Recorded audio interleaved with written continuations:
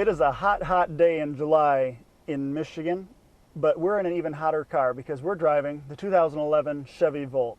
And this is one we've been waiting for, guys. This is the most advanced vehicle, certainly that we've ever had, and I put it to you that it's probably the most advanced vehicle on the road today. And what's surprising is, and we're letting the cat out of the bag here a little early, is just how good it is. This is first-gen technology, a really revolutionary way of melding electric power with still utilizing gas power to eliminate that range anxiety that keeps so many people, I believe, away from an electric car, such as the Nissan Leaf with its limited 80 to 90 mile range in real world. That just doesn't cut it for a lot of people. But here in the Volt, we're getting about 40 miles on a charge, even in this hot, hot weather. So that's a good first sign. But then the engine fires up, keeps the battery charged, keeps the current flowing to the electric motor, and you keep powering on until you run out of gas. So I want to take you around the vehicle here, just kind of point out some of its really strong suits.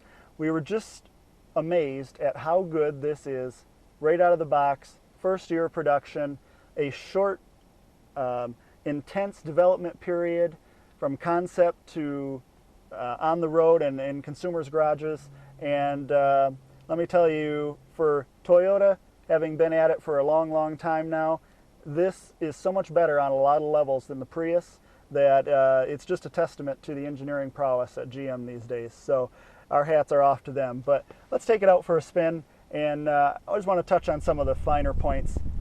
One is dynamically, this is a really good sedan. It drives like a normal car, and it really does, and that's a compliment, because the Prius is not a great driver's car. You've heard us talk about that in videos before and in reviews of it, and we've just driven them again recently.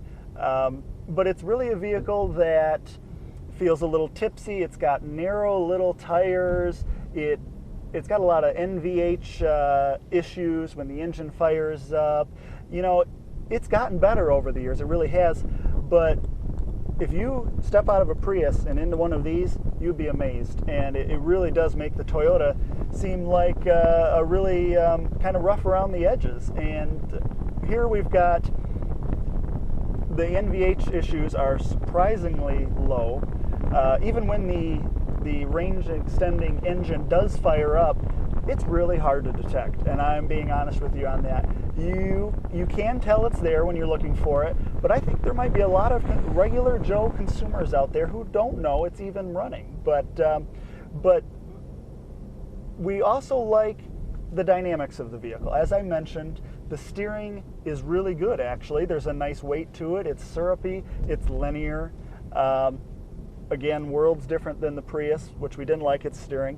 The handling, with all this battery weight, the battery pack weighs 430 plus pounds, but it's down low. It's a T-shaped that runs from the firewall and tees out under the rear seats.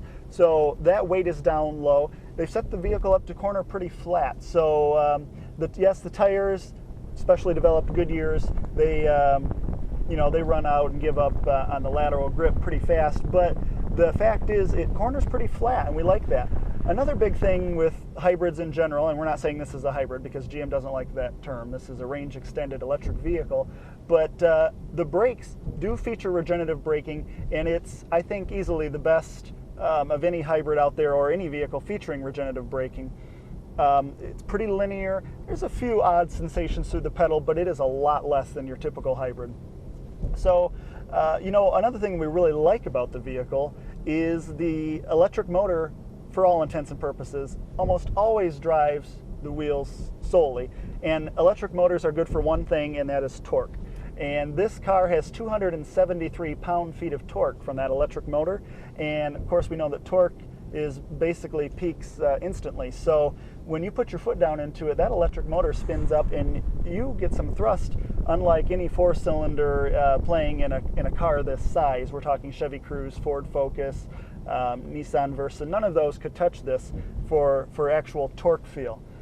We really liked that, and horsepower is rated at 149, but more than enough for everyday circumstances. It passes pretty easily, actually, again, thanks to that torque.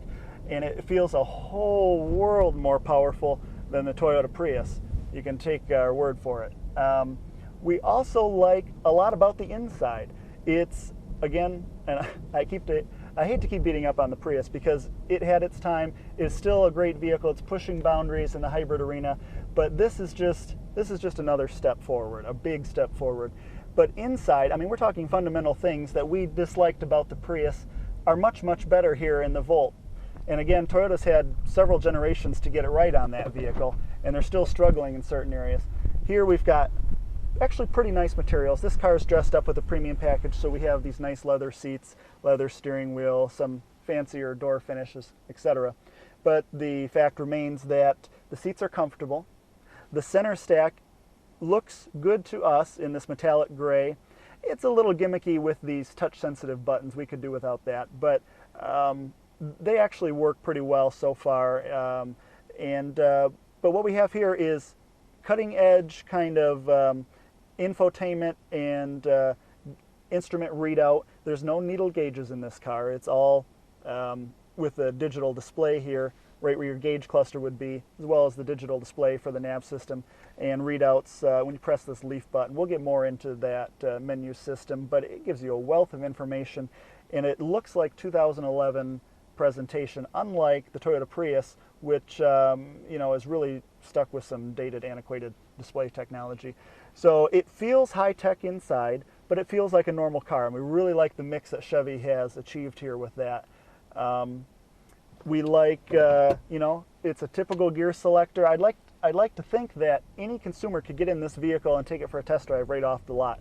You drop your gear selector into drive and you pull away. It's just that simple. Everything else is figured out for you. There's no modes you really need to switch, although there is 3 drive modes. Normal, which it defaults to every time, and what you're probably going to use most of the time. There's also a sport mode to recalibrate the throttle sensitivity and kind of put you into a more responsive powertrain setting. Also, there's a mountain climbing mode. If you are going to be anticipating some mountainous driving, you ideally switch that on about 20 to 30 minutes out from where you're going to start pulling the hills. It does some fancy calibration. It runs the engine ahead of time to build up some extra electricity, just to kind of extend that range and keep the electricity built up, keep a buffer going as you're pulling those grades. Of course, we know that's really going to degrade your 16 kilowatt battery in a hurry, but they're there for just that occasion. Other than that, it's a pretty straightforward, simple vehicle. I like a lot about it. It drives wonderfully for any car, and it drives superior to the Prius, no doubt about it in my mind.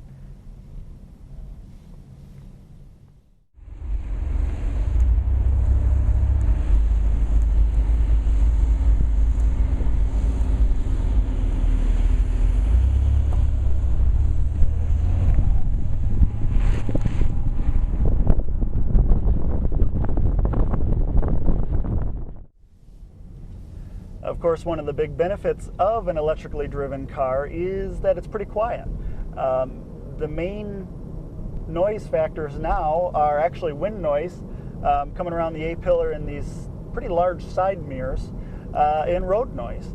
The specially developed Goodyear tires are made for low rolling resistance and maximum efficiency, of course, so they howl pretty quickly in any kind of aggressive cornering, and they tend to pick up a little more noise than a premium conventional tire would, but it's not too bad. It's actually on smooth asphalt in a calm setting. It's really, really quiet in here, and that's one of our favorite electric vehicle aspects.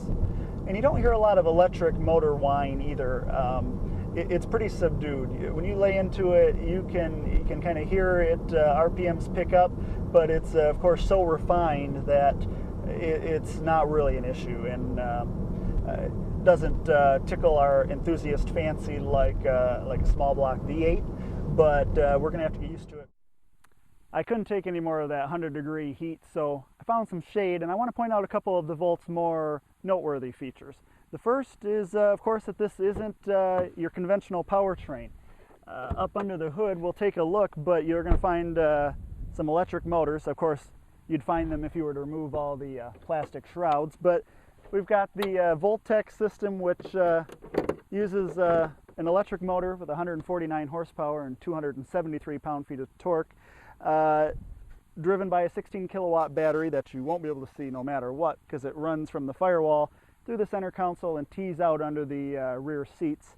It's about 5.5 foot long, and it weighs 430 plus pounds. So considering this car also carries a conventional powertrain with the 1.4 liter gas engine and transmission, and of course fluids, a lot of coolant to support the liquid cooled batteries. GM tries to keep them as close as possible to their optimal temperature range, try to head off some of that inefficiency that comes out when it's either too hot or too cold. But you know, for the most part, you're not going to be doing much under here anyway, because who can fix anything on a regular powertrain, let alone one this complicated? But we can tell you it all works pretty well. And the more interesting part is around here, because this is not a fuel filler. This is actually the electrical plug-in, which has a nice little handy release right in the driver's door. And we're going to show you just how easy it can be to charge this now. Now, the Volt comes standard with a onboard 120 volt charging system. It's pretty neatly integrated actually under the rear load floor here, so they have a nice little spot for it to hang out next to the tire inflator kit, because there is no spare tire in the Volt. You've got to patch your flat with that, but it's a nice little unit actually, and it's got a clever feature. The charger port here has a LED flashlight built in, so even in a dark garage there's no problem at all getting this hooked up. It's really as simple as plugging this into a grounded 120 volt outlet, and GM says if you can run a hairdryer without blowing a fuse, you're going to be okay charging your car. So plug this in, and then you bring around the trigger mechanism here, and it's as easy as clamping it on. What you're going to see then after a few seconds is a dash mounted light up here in the center of the dash. It'll be like an amber orange color. After about 5 seconds, if everything's hooked up right, it's going to go solid green. That means you're charging. And a 120 like this, it's going to take about 10 hours. Fully charged, you're going to get a blinking green light, and that means you're good to go. It's as easy as coming up here and releasing the trigger and packing this back in the hatch, closing your flap, and you've got about 40 to well, we're getting about 40 miles on a full battery charge with this heat, so not bad at all. It's fair to say the 2011 Chevy Volt has impressed us. We get a little jaded in this business when it's $100,000 luxury sedans one week and 500 horsepower Corvettes the next, but it's pretty rare when a powertrain advancement like this comes along and it's this good. We're talking first-gen technology that you don't have to make any excuses for. It's quiet, it's smooth, it's dependable, it's efficient, it's really everything that the Prius wants to be but isn't quite yet. And they're in their third generation of a Prius. This is better out of the gate in every area. Dynamics, it's better. Efficiency, of course, it can go further on electric power.